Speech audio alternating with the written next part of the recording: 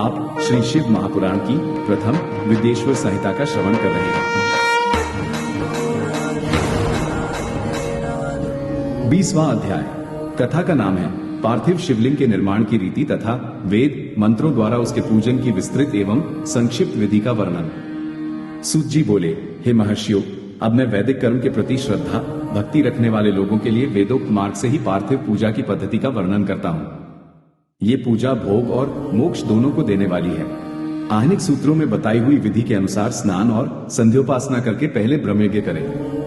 तत्पश्चात देवताओं, ऋषियों, सनकादि मनुष्यों और पितरों का तर्पण करें। मनुष्य को चाहिए कि अपनी रुचि के अनुसार संपूर्ण नित्य कर्म को पूर्ण करके शिव स्मरण पूर्वक भस्म तथा रुद्राक्ष धारण करे। तत्पश्चात संपूर्ण मनोवांछित फल की सिद्धि के लिए ऊंची भक्ति भावना के साथ उत्तम पार्थिव लिंग की वेदोक्त विधि से भलीभांति पूजा करे। नदी या तालाब के किनारे, पर्वत पर, वन में, शिवालय में अथवा और किसी पवित्र स्थान में पार्थिव पूजा करने का विधान है। हे ब्राह्मणों, शुद्ध स्थान से निकाली हुई मिट्टी को यत्नपूर्वक लाकर बड़ी सावधानी के साथ शिवलिंग का निर्माण करें।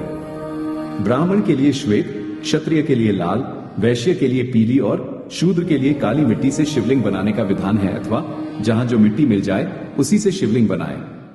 शिवलिंग बनाने के लिए प्रयत्न पूर्वक मिट्टी का संग्रह करके उस शुभ मृत्तिका को अत्यंत शुद्ध स्थान में रखें। फिर उसकी शुद्धि करके जल से सानकर पिंड बना ले और वेदोक्त मार्ग से धीरे धीरे सुंदर पार्थिव लिंग की रचना करें। तत्पश्चात भोग और मोक्ष रूप फल की प्राप्ति के लिए भक्तिपूर्वक उसका पूजन करें। उस पार्थिव लिंग के पूजन की जो विधि है उसे मैं विधान पूर्वक बता रहा हूं, आप लोग सुनिए। हे महर्षियों, अब संक्षेप में पार्थिव पूजन की वैदिक विधि को सुने।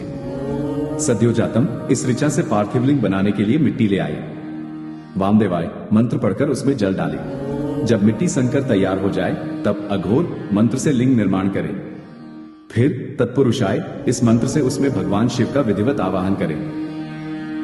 तदनंतर ईशान मंत्र से भगवान शिव को वेदी पर स्थापित करें। इनके सिवाय अन्य सब विधानों को भी शुद्ध बुद्धि वाला उपासक संक्षेप से ही संपन्न करे।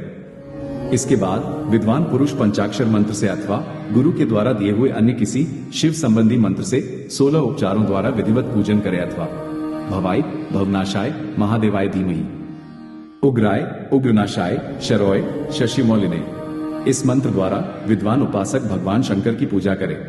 वो भ्रम छोड़कर उत्तम भक्ति से शिव की आराधना करे, क्योंकि भगवान शिव भक्ति से ही मनोवांछित फल देते हैं। हे ब्राह्मणों, ये जो वैदिक विधि से पूजन का क्रम बताया गया है, इसका पूर्ण रूप से आदर करता हुआ मैं पूजा की एक दूसरी विधि भी बता रहा हूं, जो उत्तम होने के साथ ही सर्वसाधारण के लिए उपयोगी है। हे मुनिवृ, पार्थिव लिंग की पूजा भगवान शिव के नामों से बताई गई है। वो पूजा संपूर्ण अभीष्टों को देने वाली है। मैं उसे बताता हूं, सुनो। हर, महेश्वर, शंभु, शूलपाणी, पिनाकधृक, शिव, पशुपति और महादेव, ये क्रमशः शिव के 8 नाम कहे गए हैं। इनमें से प्रथम नाम के द्वारा अर्थात ओम हराय नमः का उच्चारण करके पार्थिव लिंग बनाने के लिए मिट्टी लाए। दूसरे नाम अर्थात ओम महेश्वराय नमः का उच्चारण करके लिंग निर्माण करें। फिर ओम शंभवे नमः बोलकर उस पार्थिव लिंग की प्रतिष्ठा करें। तत्पश्चात ओम शूलपाणी नमः कहकर उस पार्थिव लिंग में भगवान शिव का आवाहन करें। ओम पिनाकधृष्य नमः कहकर उस शिवलिंग को नहलाए। ओम शिवाय नमः बोलकर उसकी पूजा करें।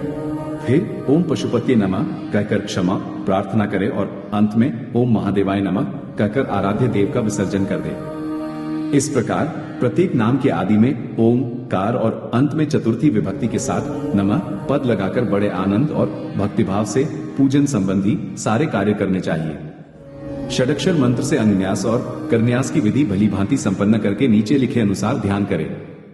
कैलाश पर्वत पर एक सुंदर सिंहासन के मध्य भाग में विराजमान सनंद आदि भक्तों से पूजित, भक्तों के दुख रूप दावानल को नष्ट कर देने वाले अप्रमेय उमा के साथ समासीन तथा विश्व के भूषण स्वरूप भगवान शिव का चिंतन करना चाहिए।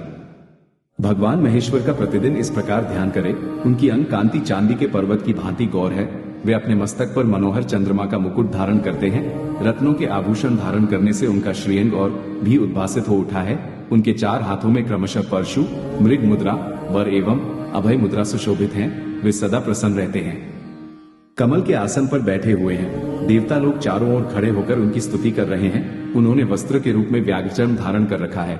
वे इस विश्व के आदि हैं, बीज, कारण, रूप हैं, सबका समस्त भय हर लेने वाले हैं। उनके 5 मुख हैं और प्रत्येक मुख मंडल में 3 नेत्र हैं। इस प्रकार ध्यान करके तथा उत्तम पार्थिव लिंग का पूजन करके गुरु के दिए हुए पंचाक्षर मंत्र का विधिपूर्वक जप करें। हे विप्रवरो, विद्वान पुरुष को चाहिए कि वह देवेश्वर शिव को प्रणाम करते हुए नाना प्रकार की स्तुतियों द्वारा उनका स्तवन करे तथा शत्रुद्रिय यजु 16वें अध्याय के मंत्रों का पाठ करे। तत्पश्चात अंजलि में अक्षत और फूल लेकर उत्तम भक्तिभाव से निम्नांकित मंत्रों को पढ़ते हुए प्रेम और प्रसन्नता के साथ भगवान शंकर से इस प्रकार प्रार्थना करें। सबको सुख देने वाले हे कृपा निधान, हे भूतनाथ, हे शिव, मैं आपका हूँ। आपके गुणों में ही मेरे प्राण बसते हैं, अथवा आपके गुण ही मेरे प्राण, मेरे जीवन सर्वस्व हैं। मेरा चित्त सदा आपके ही चिंतन में लगा हुआ है। ये जानकर मुझ पर प्रसन्न होइए, कृपा कीजिए। हे शंकर, मैंने अनजान में अथवा जानबूझकर यदि कभी आपका जप और पूजन आदि किया हो तो आपकी कृपा से वह सफल हो जाए। हे गौरीनाथ, मैं इस समय महान पापी हूँ और आप सदा से ही परम महान पतित पावन हैं। इस बात का विचार करके आप जैसा चाहें वैसा करें।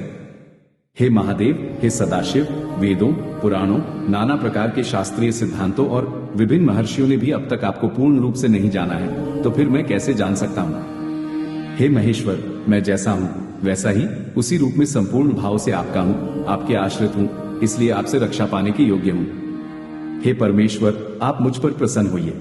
हे मुने, इस प्रकार प्रार्थना करके हाथ में लिए हुए अक्षत और पुष्प को भगवान शिव के ऊपर चढ़ाकर उन शंभु देव को भक्तिभाव से विधिपूर्वक साष्टांग प्रणाम करें। तदनंतर शुद्ध बुद्धि वाला उपासक शास्त्रोक्त विधि से इष्ट देव की परिक्रमा करे। फिर श्रद्धा पूर्वक स्तुतियों द्वारा देवेश्वर शिव की स्तुति करे।